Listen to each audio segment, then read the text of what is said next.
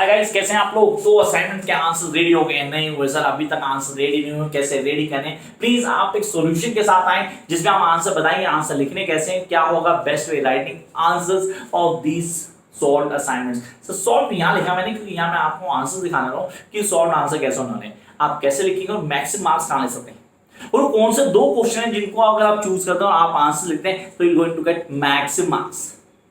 तो यहां हम बात करने वाले हैं British poetry and drama 14 to 7th century. Yes, we know that we are having 4 question assignment जिनमें कोई दो चूज करने थे। अब वो दो कौन से चूज किए हैं, हमारे प्रीवियस वीडियो मैंने बाकी के लिए मेंशन किया था। यहाँ आपकी बारी आई तो यहाँ क्लियर करते हैं। The first one I will choose. Easily दिख रहा होगा, यहाँ देखो यार, दिख गया होगा, सीधे से दिख गया होगा आपको। ये था फर्स्ट क्वेश्चन जो मैंने चूज किया, that is discuss Doctor Faustus as mortality play. So what is morality play? मैंने बोला mortality, not morality, is morality play. Values, morals, बात करते हैं वैल्यूज की, मोरल्स की। कैसे शुरू करेंगे आंसर को लिखने का तरीका क्या होगा? If you have seen my previous video in which I have told you guys कैसे लिखना है आंसर, तो यहां उसी स्टेप को फॉलो करते हुए वही सारे स्टेप बताएं। अब मैक्सिमम स्टूडेंट वेट करेंगे सर प्लीज आप बताइए इसमें नंबर कैसे लाएंगे, नंबर लाने का तरीका क्या होगा। तो यहां मैं वो सारी चीजें आपको क्लियर करूंगा। यस आई टेक थोड़ा सा टाइम लगेगा, लेकिन क्लास को लास्ट से देखना ताकि आप लोग क्लियर कर पाओ कि कौन सा आंसर कैसे लिखना है, लिखने का तरीका क्या होगा। जिनके पास आंसर नहीं भी होगा उनको बहुत अच्छा आइडिया मिल जाएगा इस पूरी क्लास को देखने के बाद कि आंसर में मैक्सिमम नंबर कैसे आ सकते हैं। तो यहां शुरू करते हैं। फर्स्ट क्वेश्चन दिमाग में आ रहा है, that is discuss Doctor Faustus as a morality play. पहले तो मोरालिटी प्ले क्या है वो बताओ। डॉक्टर फोर्सेस की बात बाद में करेंगे, आंसर की बिगिनिंग करनी है। तो ए एनालाइज द क्वेश्चन, क्वेश्चन को एनालाइज करना है। The morality play is really a fusion of allegory and the religion, drama and miracle plays. In the play, the characters are personified abstraction of vice and virtues such as the good deeds, faith, mercy, anger, truth, pride, etc. इतना कुछ। Sir इसको थोड़ा change कर देते हैं। हर आदमी ऐसे में देखना, हर आदमी क्या है थोड़ा चेंज कर देना। Morality play, what is morality play? The highlight of morality play, the mean signified to the certain morals of the society. That's sir थोड़ी स्पीड कम करो। तो यहां बताएगा कि how to write on morality play, what is morality play. The morality play is being based on the certain concepts that is the good and bad, where we do have the question of the certain generosity the humans and the certain different views, उनको पूरा clear करना है। then the theme of the morality or struggle between the good and evil, that is always जहां भी अच्छे और बुरे की कॉन्सेप्ट को लेके चला जाए वो मोरालिटी प्ले हो जाएगा। तो यहां पे डॉक्टर फोर्स में अच्छे और बुरे की बात है। So we do have the God and the एविजियर। Capturing the man's of the good always won. The morality play often ended with a solemn moral. In the light of these play we call them Dr. Foster's is a belated the morality play in a spite of tragic ending. अब यहाँ पे doctor फोर्स्टर्स के बारे में बताना है आपने। Sir character sketch नहीं लिखना है डॉक्टर फोर्स्टर्स का, इसमें आपको पूरे प्ले के मेन सिग्निफिकेंस में आना है। You guys need to mention आप क्या चीजें हेल्प करेंगी इस मोरालिटी प्ले के आंसर में। आपने क्या क्या ऐड ऑन करना है याद रखना। पहली चीज आपने आंसर लिखते हुए पॉइंट आउट करना है कि बेसिस के बेसिस में किन चीजों को हाईलाइट करेंगे, कैसे लिखेंगे। Then in morality plays the character were personified abstraction of vice virtues. The doctor was to find the good and evil angels foremost and the path of virtue and later sin and damnation. देखो मैंने पूरा concept बताया, कहानी लिखनी जरूरी होती है, that is very important कि हमें स्टोरी का समरी वाला पार्ट इसमें आता है, लेकिन इस तरह लिखना है कि रीडर को ये ना लगे कि हम समरी लिख रहे हैं। You guys need to write a summary. That's true. The characters is a doctor versus, but in a way that it should look key. This is a perfect way to write it. यही आपके answer की quality होगी। Then एक चीज और करनी है आपने इस आंसर लिखते हुए आपको ना कुछ कोर्स को ऐड ऑन कर देना है। तो गाइस अगर आपने आंसर लिख दिए हैं, अभी लिख रहे हैं, आपने तैयार कर लिए, तो प्लीज ये कोर्स ऐड करने हैं आपने। आपके आंसर में जब कोर्स होते हैं ना तो टीचर को लगता है कि यार ये बच्चे ने सीरियसली बहुत मेहनत की, तो इसके लिए मार्क्स बनते हैं। और ये कोर्स आपको किसी रिफ्रेशर, किसी अलग गाइड बुक या रामलाल श्यामलाल के पास नहीं मिलेंगे। कोर्स आपको ऐड करने हैं आंसर्स में अपने। 2-3 कोर्स मैं बताता हूं, जैसे कि these mathematics magicians and necromancy books are heavenly. से किसकी बात कर रहा था? यो मैजिक बुक की बात कर रहा था, वो एग्रीपा के बारे में मेंशन कर रहा था। व्हाट इज एग्रीपा, कहां से आया? टेस्ट तो पढ़ा ही नहीं आप लोगों ने, सीरियसली टेस्ट नहीं पढ़ा। तो मैं एक काम करता हूँ, एक काम करो आप भी चैनल पे सब्सक्राइब किया होगा अपने चैनल, तो चैनल पे जाके डॉक्टर फोर्स्टर्स की वीडियो डाली मैंने। प्लीज उस वीडियो को देखना गाइस। उस वीडियो को देखने के बाद फिर इस क्वेश्चन में आना, आपको पता लगे एग्रिपा कौन है, ये मैजिक बुक क्या है, व्हाट इज नेक्रोमेंसी। अच्छा, नेक्रोमेंटिक फ्रेंड थे इसके, दो फ्रेंड थे, वेल्डास का नाम याद होगा आपको, कॉन्वेस के दो फ्रेंड थे। अब इन दोनों ने इसको सजेशन दी थी to go for the study of magic.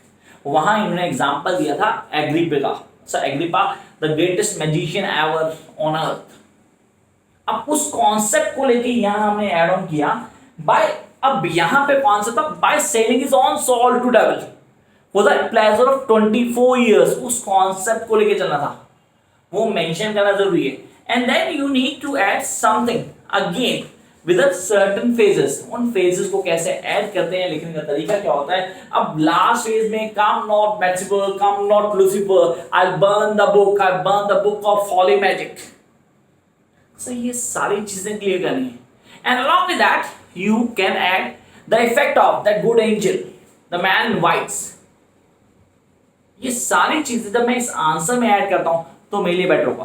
तो मैंने कहा वीडियो बनाई, आपके लिए वीडियो बनाई है, इसका रीजन बता रहा हूं आप लोगों को कि आप लोग क्या क्या ऐड कर सकते हैं आंसर में। ये पॉसिबल नहीं कि मैं वीडियो में सारे आंसर्स आपको दिखा दूं, लेकिन हाँ मैं आपको बता दूंगा कि आपको कौन सा आंसर चूज करने, क्वेश्चन जिनके आंसर आप लिखेंगे और क्या क्या ऐड ऑन कर दो उनमें। Come to the next phase. इस सीट पेपर का जो असाइनमेंट का जो क्वेश्चन नंबर 2 होगा जो आपको चूज करना है, फर्स्ट नंबर और दूसरा क्वेश्चन चूज करें, मैक्सिमम मार्क्स मिलते हैं। और उसके बाद हम आते हैं क्वेश्चन नंबर 4 के ऊपर जिसमें मैक्सिमम मार्क्स मिलने के चांसेस हैं। And that question goes with discuss Donne as a metaphysical poet. John Donne की बात कर रहा हूं मैं। जॉन डॉन मेटाफिजिकल पोएट में इससे बड़ा कोई नहीं है गाइस। अब मेटाफिजिकल पोएट की वीडियो देखना जरूर। इसी चैनल में आपको मोर देन 1500 वीडियोस हैं जिनमें आपको ये सारी वीडियोस मिलेंगी। जॉन डॉन मेटाफिजिकल पोएट्री सारी हैं। Discuss Donne as a metaphysical poet with a special reference to sun rising. अबे सन राइजिंग क्या है, क्या हाईलाइट करता है सन राइजिंग को। सन राइजिंग पोएट्री है जॉन डॉन की जिसमें से कई बेसिस को हाईलाइट किया है, जिसमें सारे के सारे एलिमेंट्स किसके हैं, मेटाफिजिकल पोएट्री के। तो बिगिनिंग में आपके लिए पूरी पढ़ता हूं, प्लीज इसको लिख लेंगे, आपके लिए बहुत इजी रहेगा। The term metaphysical poetry connects the characterization of complexities, intellectual tone, abundance of subtle wit, fusion of intellectual and emotions, colloquial argumentative tone, conceit, scholarly allusions, dramatic tone, and philosophical reflective elements. John Donne was the most outstanding in the English metaphysical poets. His poetry is not the indigenous fusion of the wit and seriousness, and represents a shift from classical modes toward a more personal style. से sides ने मैंने कहा हर answer में पूरे words ये copy मत करना, कोई दिक्कत नहीं, अपने वर्ड्स ऐड कर सकते हैं, लेकिन हाँ आपको बिगिनिंग में मेटाफिजिकल पोएट्री क्या है और कैसे कनेक्ट करती है जॉन डॉन से, उसको मेंशन करना है। Then Donne poetry embrace a wide range of secular and religious subjects. कई सारे सब्जेक्ट्स लेके आती है, बताती है wide range. Don't face a moral vacuum and experience the unstable nature of the universe. So he tried to find the resolution. First in a Neoplatonic theory and then finally traditional Christian reason. अब आता हूँ उस चीज के ऊपर जिसको mention किया है, किसको, सनराइजिंग को, उसको कैसे इंट्रोड्यूस करना है। The sunrising may be said to be intellectual excellence in revising the contemporary capitalist system in which the sun was given a dominant centrally. सन को हाईलाइट सेंटर पोजीशन दी गई पूरी पोएट्री में। Dawn makes the lust undercut accidentally by playing a part of decentralized earth and the former supremacy in a dramatic pantheon concepts. The beginning, look at here. The very beginning of sunrising exemplify all above mentioned characteristics of metaphysical poetry. Sir शुरुआत ही ना सारी बताती है metaphysical poetry। इन words को please clear करेंगे। The abrupt and conical beginning shortens and shakes the reader along with the speaker intervention by the use of external conceits are without precision. यहां से आप पोएट्री की बिगिनिंग उठाएंगे, उसको डालेंगे। Sir the test of poetry, सबके पास poetry होनी चाहिए, नहीं है तो गूगल पे आपको पोएट्री मिल जाएगी, पोएट्री वहां से उठाओ। Busy old fool unruly sun why dost thou the window through the curtains call on अस।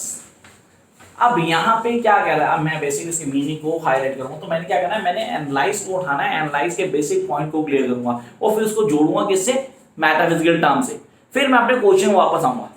ये स्टेप्स मेरे आंसर होने चाहिए। Look at here. In this point, the conceit of little strange but no more. As a lover, he puts himself above ordinary people, schoolboys, abandoned squat herdsmen, country ants who must walk on sun bidding. Why are you disturbing me? Go and disturb all these people.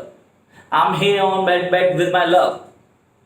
So don't disturb us. अब यहाँ पे sunrise को highlight करेगा, भाई तू यहाँ क्यों आ रहा है यार, वहां जाके डिस्टर्ब कर लो। अब ये सारी बातें जब मैं ऐड ऑन करता हूँ, कहीं ना कहीं ये मेटाफिजिकल का काम करती है। यही फॉलो करना है and make sure by making and, जब आप एंड पे आएंगे तो कंक्लूजन ड्रॉ करना दोबारा। कंक्लूजन में पोएट्री का नहीं, सर जॉन डॉन की राइटिंग का as an metaphysical point. This is the best way to write down the answer. तो जब आप बात करेंगे इस पेपर के असाइनमेंट की, तो गाइस आपको सेकंड और फोर्थ को चूज कर लेना है और उसके आंसर्स लिख देने हैं। किस तरह कोई दिक्कत आती है, कोई प्रॉब्लम होती है, कमेंट बॉक्स में I try to help you as soon as possible. Bye guys.